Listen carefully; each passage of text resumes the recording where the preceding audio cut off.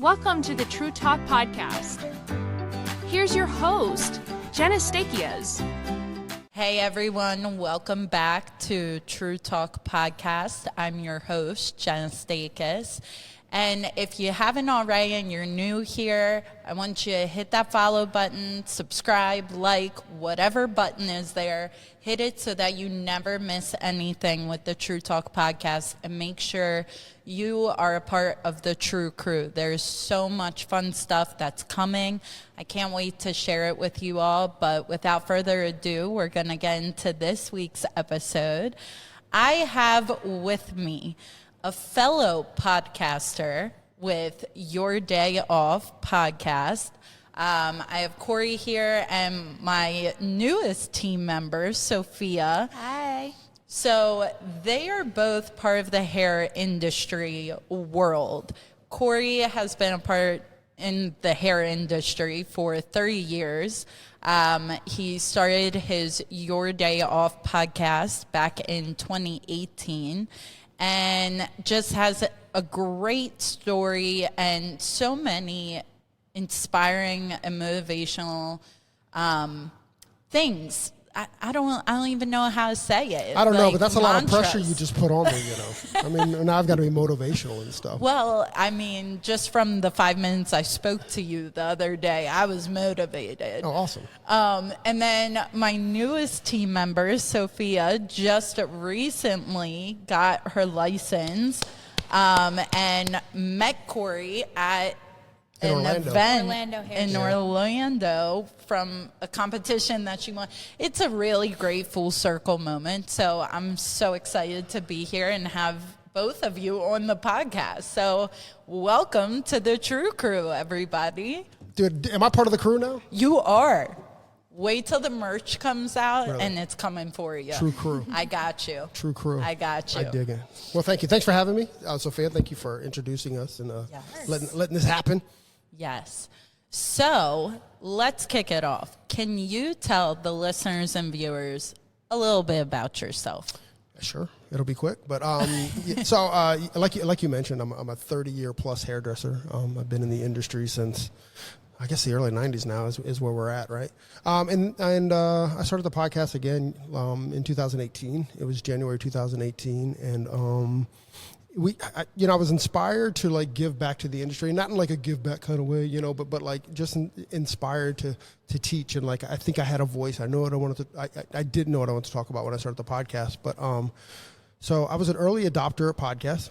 I started listening in about 2008, 2009, and I knew that I wanted to start a podcast for the hair industry, but I couldn't quite figure out what that conversation would be, you know, because up to that point, all conversations that we had at the industry or how we trained was with angles and with color and stuff, and where, you know, I thought that'd be interesting for one podcast. I didn't know how you could have a sustained kind of like podcast career talking about angles and colors, and it seemed really boring to me, to be honest. And then what happened was I have a friend who has a pretty big following on Instagram, and he in 2017 he says, "Hey, I'm going to be in town. I'd love to see you." So I went to visit him, and we were hanging out, and all day long, people were handing me their phones. I was like his professional photographer for the day, really? Right? Yeah. So I was like, when I left that event, I was like, that's it. Like, yeah. I want to start a podcast. The light bulb went off. Exactly. It was, and I was inspired by it, and I go, oh, like, people care about, like, these people, whoever these people are. You know, so I went to my friend Tony, who's not with us today. Not that he's dead, because that sounds weird. But I'm glad we put that in. Disclosure. Yeah, exactly. He's not dead. So I went to Tony, who's my co-host of the podcast, and I was telling him my idea. Like I pitched it to him as like, I want to be the Jimmy Fallon of the hair industry. And rightfully so, he said, you know, if we're going to do this, you know, we've got to bring heart, we got to bring value to the conversation. So literally before the podcast even started, like, it changed, right? And like, because he was absolutely right. Like, this has to be the conversation. What are we giving if we're not bringing value? You know, it can't be about our own egos. It can't be about our own, let's just go have fun. Like, we've got to bring some value. And I was like, that's mind blowing. That's exactly what we did. And as we like arranged or scheduled our guest, that was in mind. You know, our funnel completely changed. The funnel wasn't about like, let's see what influencers we can get on there, but what conversations can we have, and what kind of value can we bring people? I love that, because I resonate with that so much, with the story and my whole journey, which a lot of you know.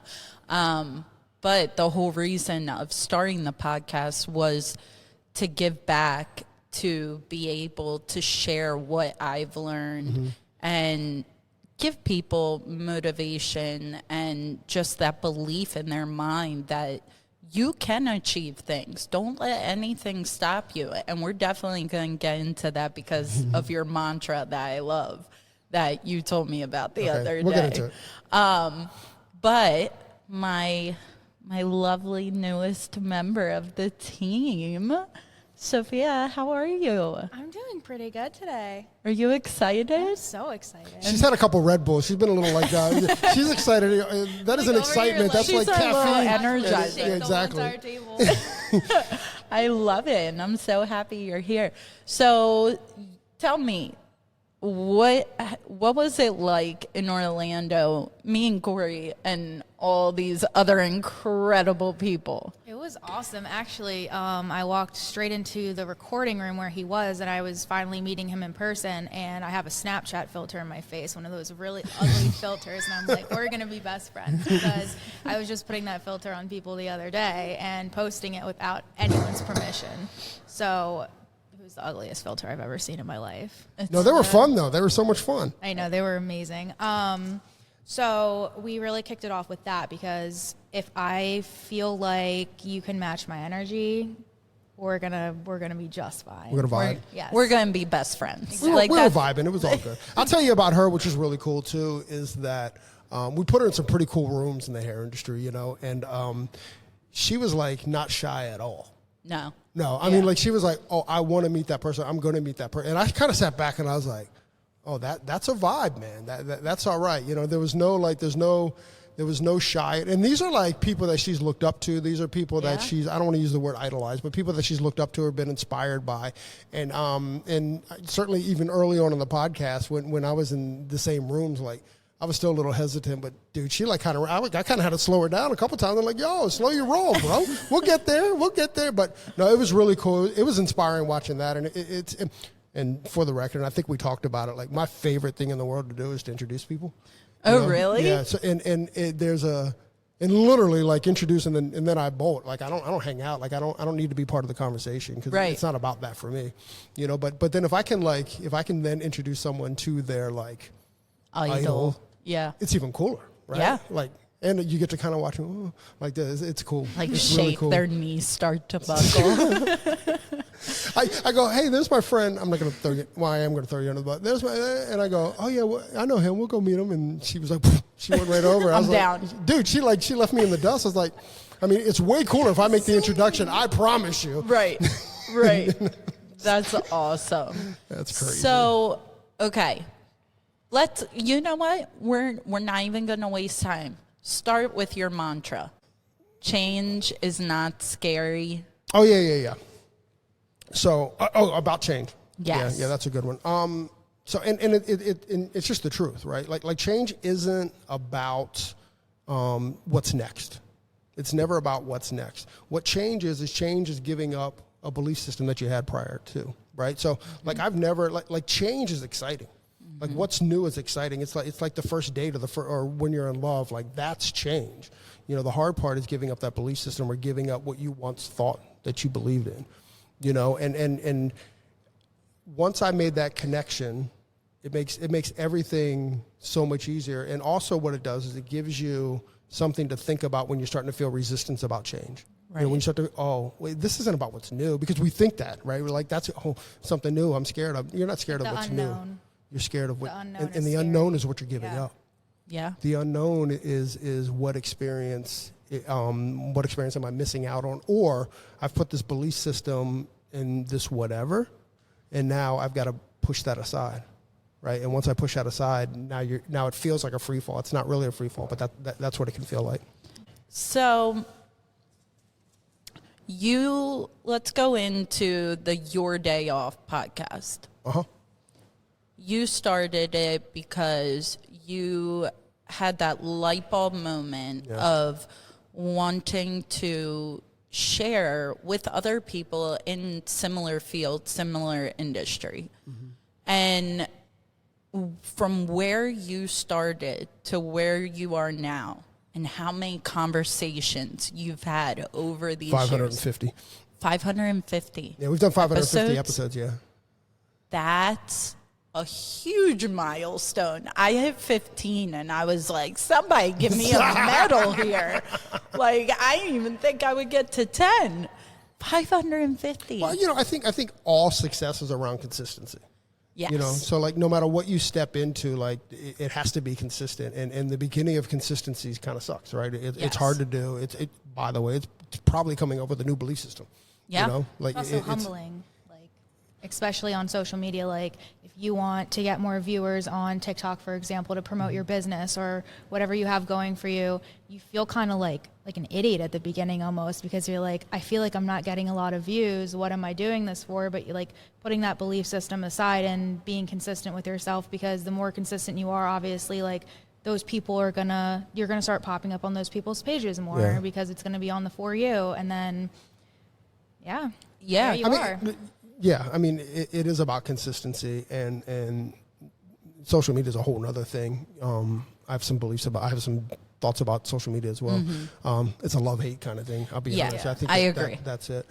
So I mean, we've done a ton of conversations. You know, some of the conversation I'm really, really proud of. Mm-hmm. You know, as early as 2018, we were having conversations about sobriety. We were having conversations about mental health. We were having conversations about gender identities. Like, it was stuff that the industry as a whole wasn't having.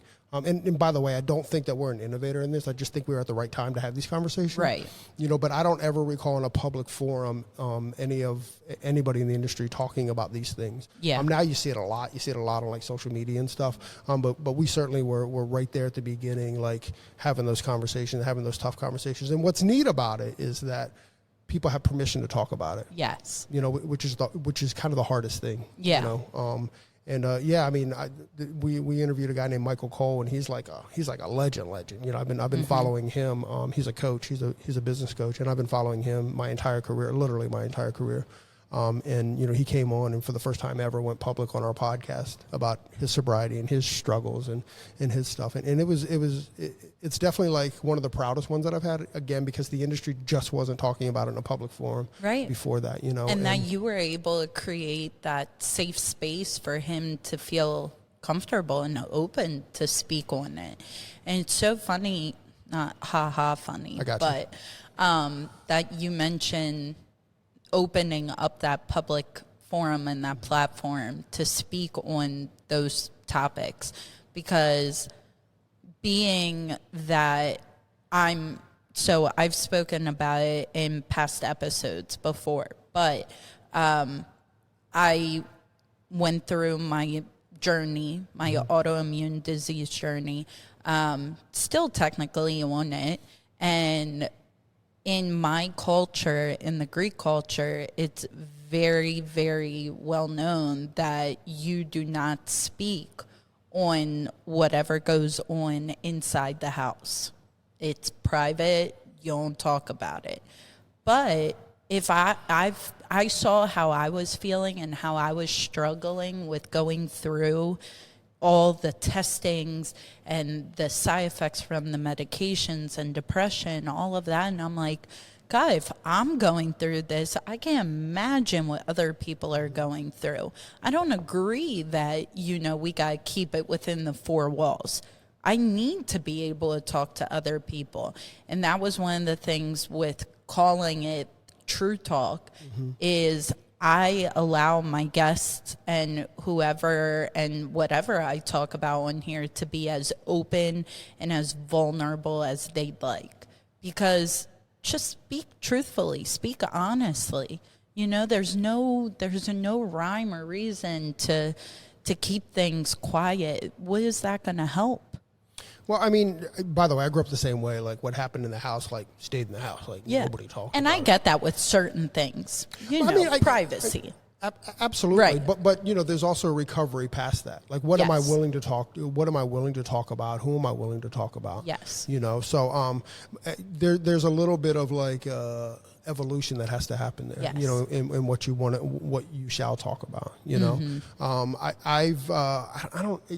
early on, I was very much that way. I thought that was just the way it was. Like, you know, that was my home. Like, I didn't know that, you know, we weren't supposed to talk about things, you know, certainly when it came to that kind of stuff. But, you know, more importantly than talking about it is listening for it. You know, like my view is like, well, this conversation needs to happen.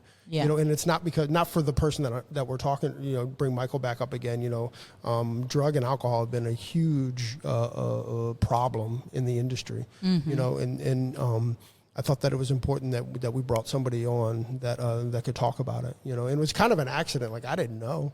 You know, I called him up. I go, hey man, you know everybody. You know, here I'm thinking about. We did a whole month. We called it Sober October. So for the entire month, we talked about people that were struggling with their own addictions. Yeah. And I just reached out to Michael and was like, hey man, you know everybody. You know, who do you know that would fit this bill that'd be willing to talk? And he said, I would. I'll use my 12th step.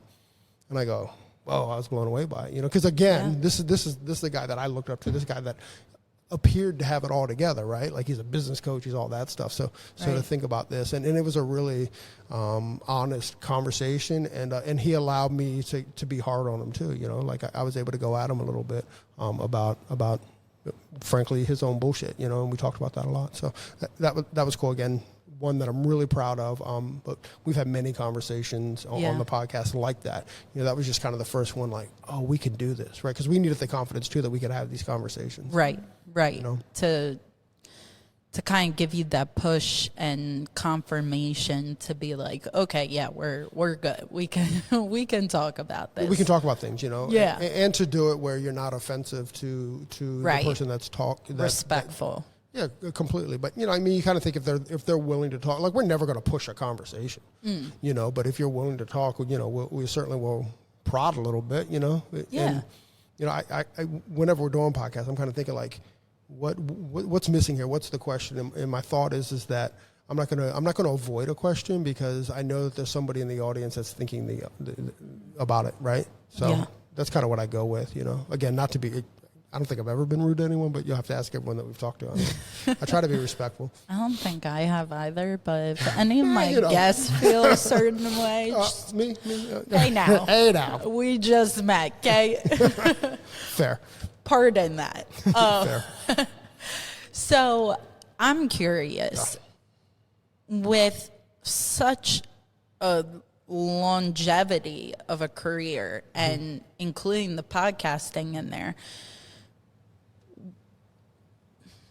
I'm trying to think of how I want to word it. I made her nervous because I said she offended me. Now she doesn't want to offend me. A little bit. Now I'm sweating, not going to lie. No, my fingernails are sweating. With such a longevity of a career, and including the podcasting of 550 episodes, what drives you?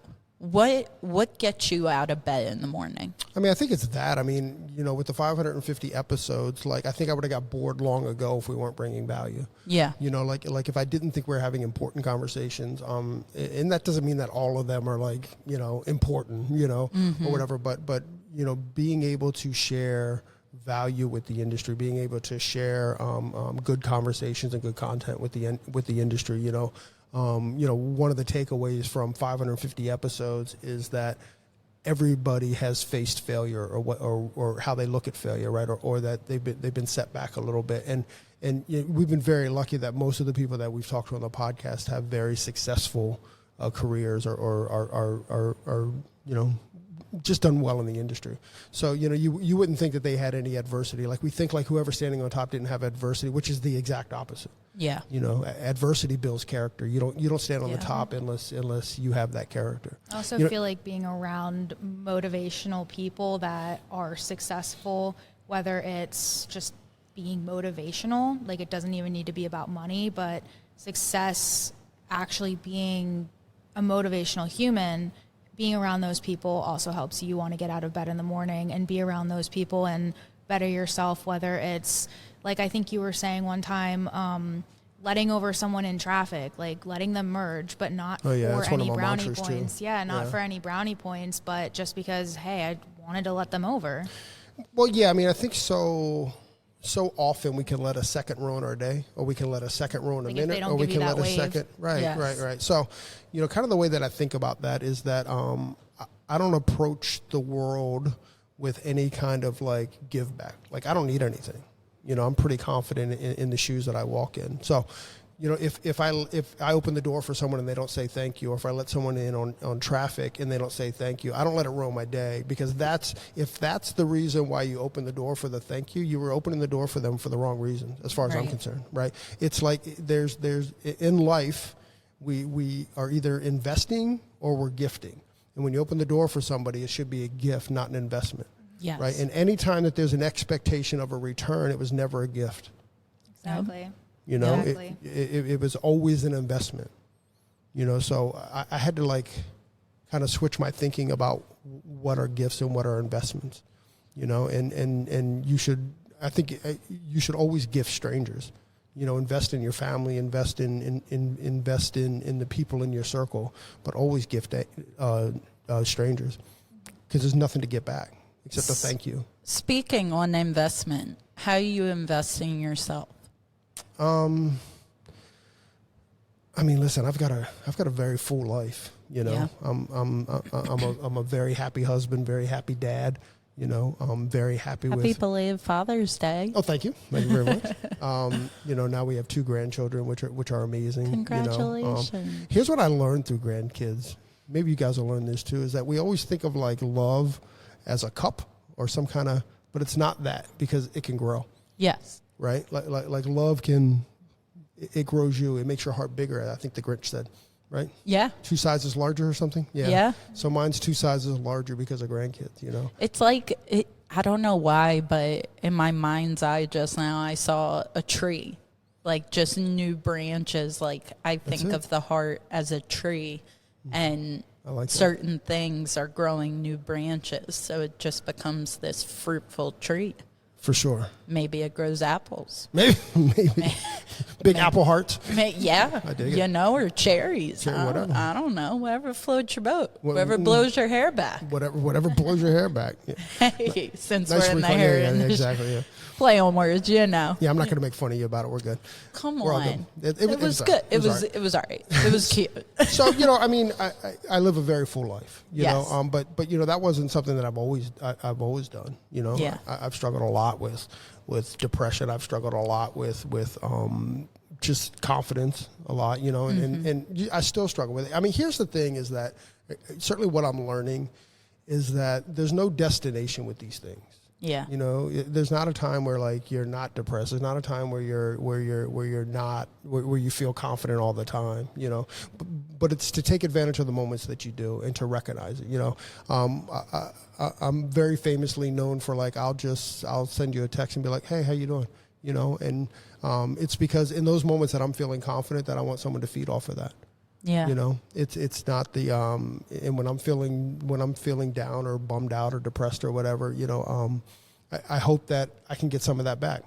No expectation to, but I hope I can get some of that energy back. Not the text, that was weird, but some of that energy back. So when I'm feeling my best and when I'm feeling confident, like I'm gonna reach out to a couple of friends and just give them a little high five, a little text message high five. I love that. And I have a question I want to ask both of you. Yeah.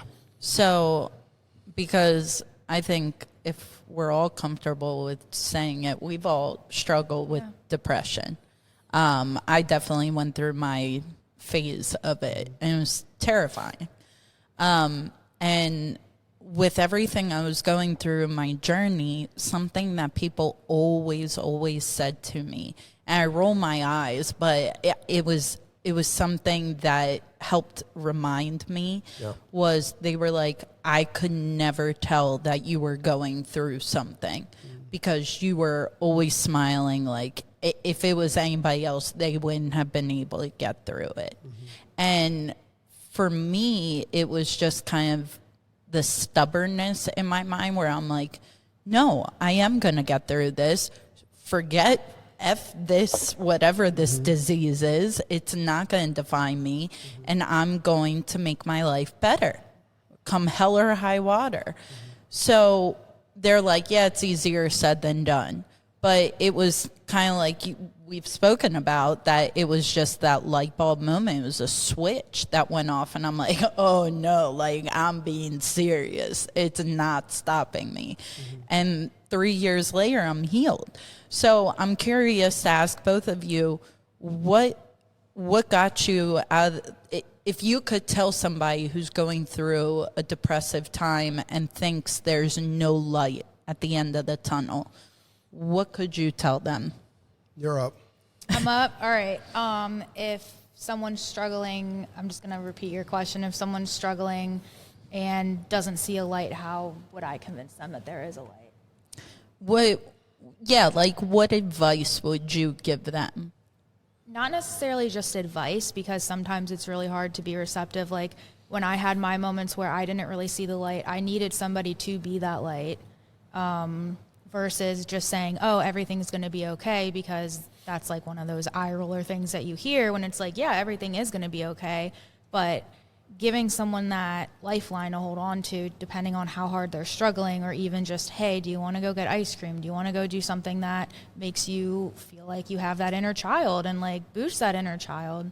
Whether it's going and dancing in the rain, like it sounds really corny, but sometimes just feeling alive, because a lot of people, when they don't see that light at the end of the tunnel, are having a hard time. They're usually numb and they need to literally feel something. So when people are like, oh, I just need to feel something, like, yeah, you're probably struggling a little bit, which is okay. And having that foundation and being able to be vulnerable with people, for sure. I've had a very long journey with being able to be vulnerable with people, because growing up, like in school and stuff, I went to an all-girls school. It was like, you can't talk about your emotions. Like, it would just be drama. You just get made fun of. So I wouldn't open up a lot, and I would take it and just roll with it and distract myself and be like stubborn with myself. Like, oh, like I'm going to get through this. Like, but I was also so young, I didn't know what it was. So I took it upon myself, and I actually moved to Montana for 2 years. I lived in the wilderness for 90 days.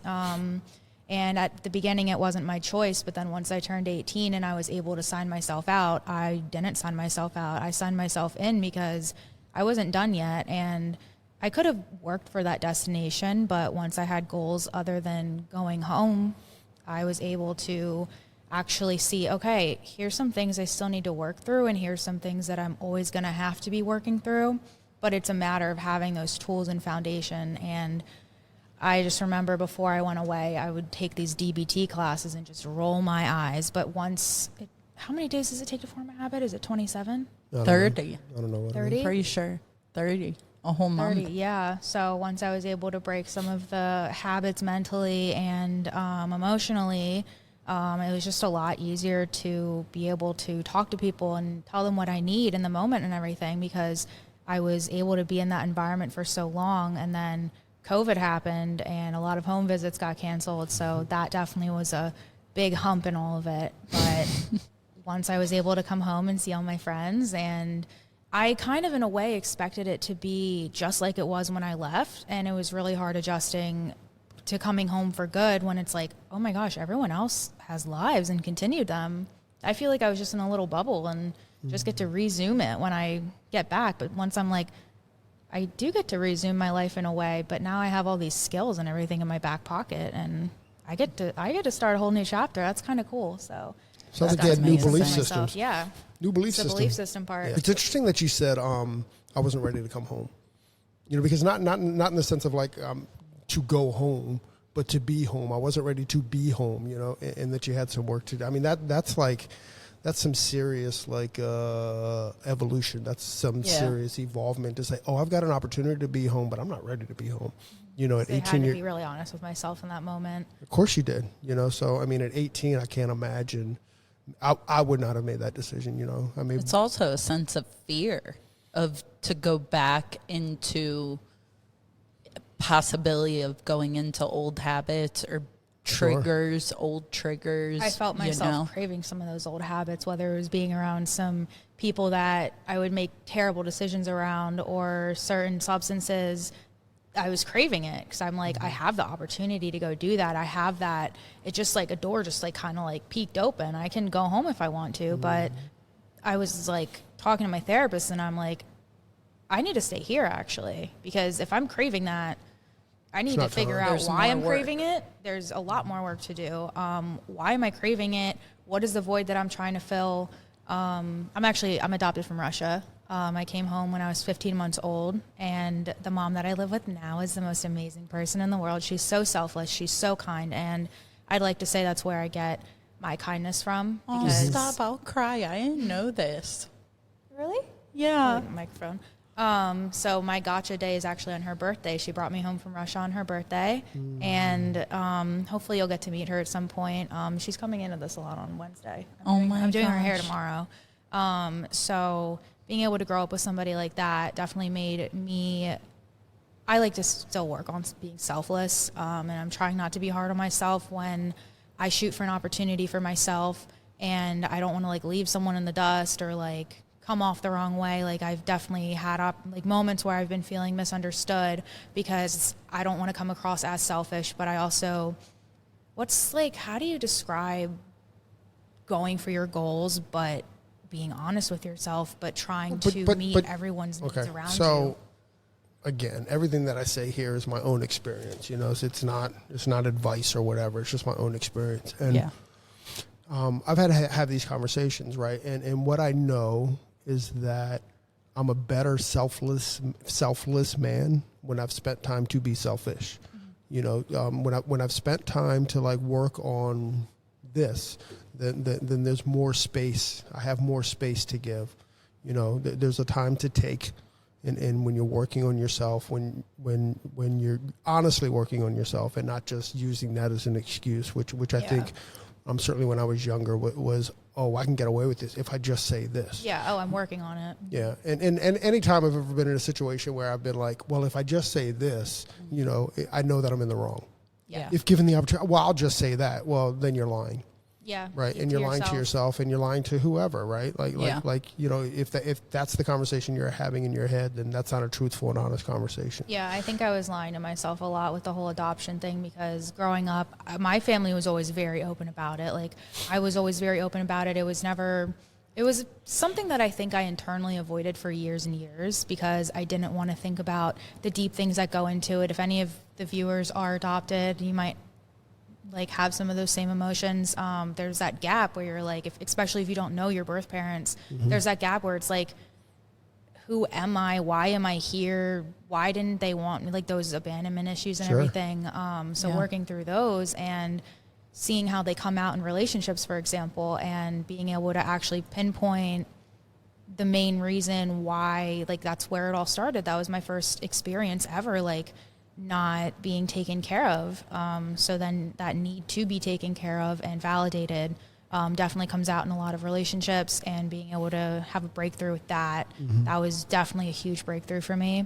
But obviously, like not everything is because of my adoption. Like, I slept past my alarm. It's because of my adoption. I failed my test. It's because I'm adopted. It's a lot later in Russia. I know, literally. There's a time difference biologically. That's hilarious. That's really good, though. That's good work. Yeah. I've back to the question. Yes. I think the question was, you know, what advice would you give people, whatever, who can't see the light? Who can't see the light? Yeah, I try to stay away from those. You know. Yeah. I try to stay away from those conversations. You know, I don't necessarily know if it's my place. I definitely, you know, I'm there for a hug. I'm there for, you know, what you need in that moment. But I'm not really one to give a lot of advice. How I've kind of worked through it is that I don't believe in walls. I don't believe you build walls from stuff. But what I do is I build guardrails.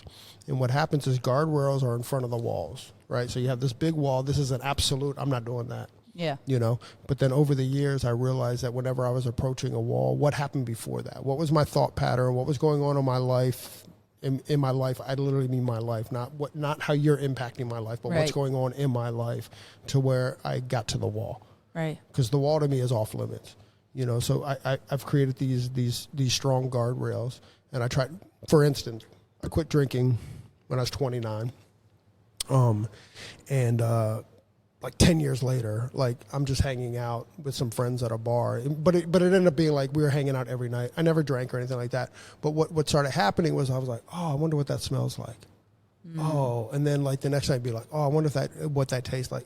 I can clearly just like have a taste, right? Right. And then so this is kind of the disease, like chatting with you. So I had to create a guardrail there.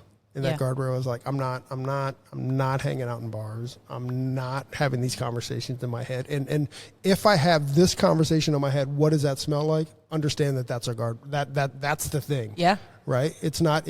I could have carried it all the way over to climbing that wall and doing whatever. Right. But I had to create a guardrail saying, okay, this is what happens. Mm-hmm. This is how I identify. I mean, for years and years and years, I loved ruining my life, and it took me years to realize that I love getting in my own way. It took me years to realize that I love ruining my life, and I had to have really strong conversations with myself about like, bro, this is it. Like, you've got to like step back. You've got to like these behaviors or these thoughts of behavior. It's usually thoughts that are, my guardrails are usually thoughts, because behaviors are, you're pretty much on the wall right. with any kind of behavior, right? Was it like self-sabotaging? Always, and I still, and these are things too that all this I still struggle with. I just have a much better hold on it. And I have much earlier, I think that's the best way to put it. I have much earlier conversations with myself, right? About like, okay, why are we doing this? Where's your ego? It's always ego driven, right? Where's your ego? And what's your ego telling you?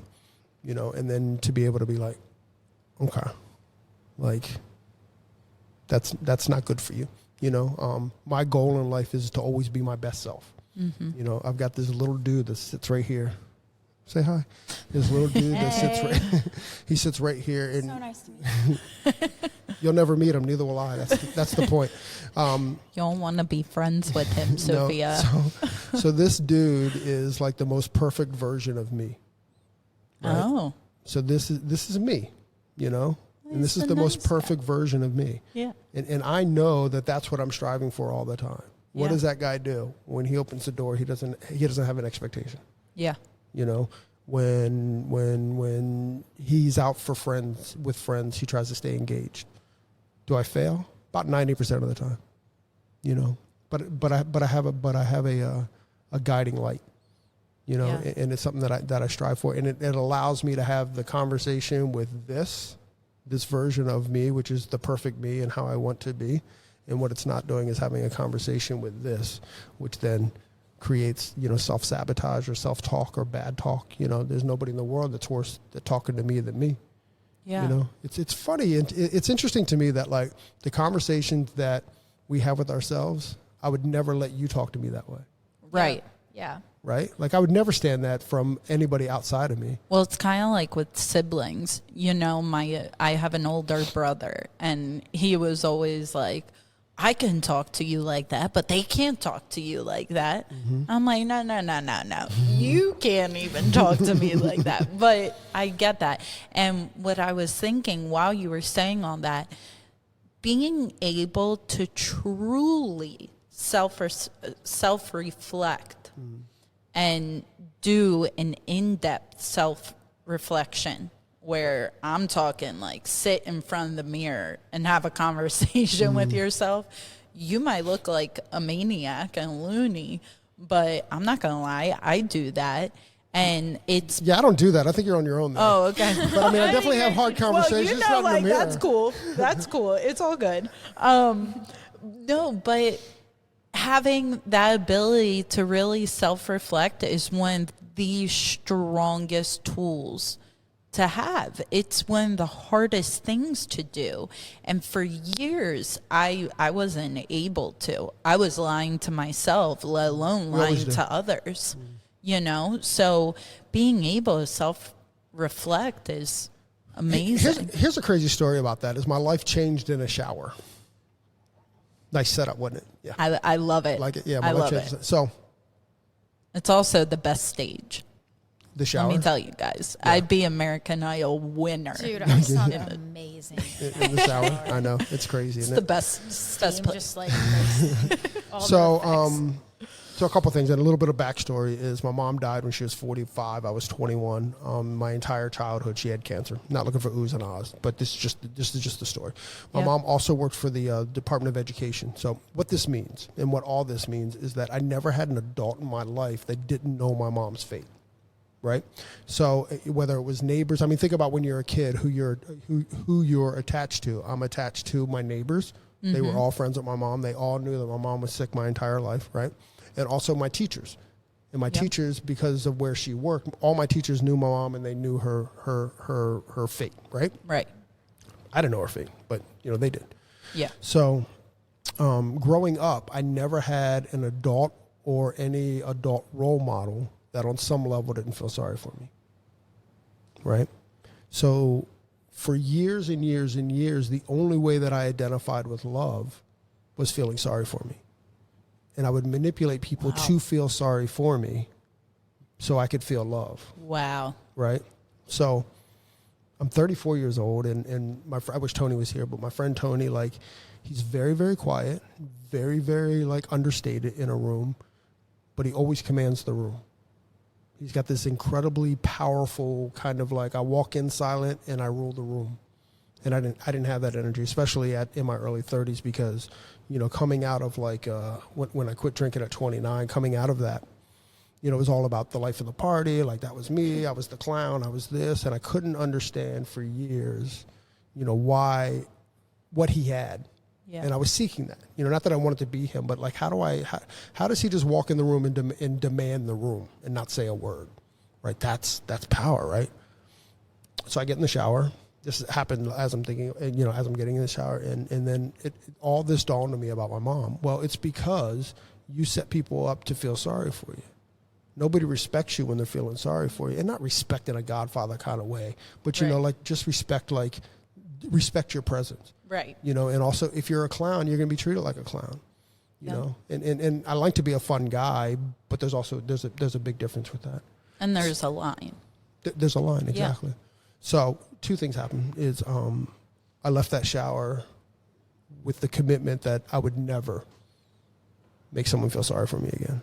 Now I'm offended by someone feeling sorry for me, Yeah. And I have to have those conversations. And here's the other thing, back to guardrails, is that I know that if I manipulate someone to feel sorry for me, that there's some kind of depression that's creeping in. And I go, oh. That's your sensor going off. Yeah, that guardrail. That fires me up. Yep. Right, boom, that's it. So I have to kill that in the moment. Otherwise, that repetitive thinking, that not sleeping at night, that stuff will take over. So I have to have it. Oh, this isn't what this is. This is something else. Right. So in that shower, literally my life changed, and in that moment, nobody feels sorry for me anymore. And all my own evolution has happened. It's all happened since I was. It's always happened in my life, but from the time I stopped drinking to there, it cleared everything out. And what it cleared out was that I'm not, back to belief systems, is I'm not this. I'm not this party guy. I'm not this anymore. Yeah. And it took me 4 or 5 years to kind of go to put that to bed, and it was still a lot of conversation. Go ahead. I'm sorry to cut you off. I resonate with that. That really just hit my soul, because, and I don't have that long duration of dealing with that. But for a year, so symptoms started November of 2020. All of 2021, I was going through testing, different steroid treatments, whatever they could throw at me to try and help the symptoms. And it was in that year, and for part of 2022, that the doctor was like, all right, it seems like MS, so you have MS. That's what we're going to go with. So I was resonating for that year, and I went deep into that rabbit hole. I'm like, oh my gosh, I now have this lifelong debilitating disease, multiple sclerosis. And it wasn't until May of 2022 where my mom was like, let's just try holistic. Like, just give it a chance. And I'm like, you know what? I've got nothing to lose. Let's do it. And when I started to see that change, I was like, I'm not MS. This isn't me. I'm not going to be defined by that disease. Right. So that hit my soul big time. Well, let's do it. Let's clap it yeah. out. That's awesome. Heck yeah. Yeah. Another big thing that kind of happened, again, when I was in my mid-30s was that my wife, we were high school sweethearts. So, yeah, you do that, right? But what that really means, aside from being cute and, like, romantic, right? Yeah. Is that it means that we fought terribly. So like we fought like we were 17. Mm-hmm. We said things, we did things that were not very kind. Like I didn't date Sophia at 23, and she's like, I'm not being treated that way. Right. Because we never kind of, our evolution in a relationship ended the moment that we started dating. You know what I mean? Yeah. So again, in my mid 30s, we fought a lot, and I just made a decision that I wasn't going to fight anymore. Like, you can fight with yourself, but I'm not going to fight anymore. Yeah. And that changed everything because, well, two things is that I had to control, right?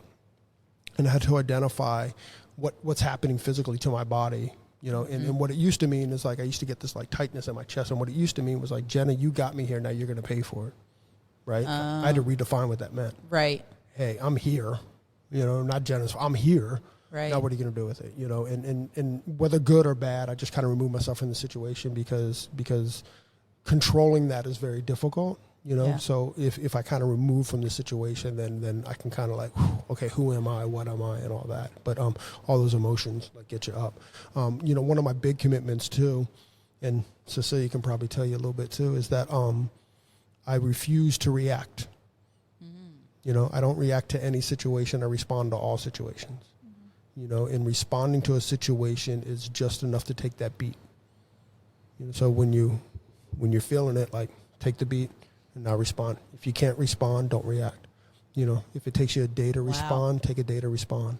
I'm working on that currently, just in general over the last year while I've been graduating school and everything.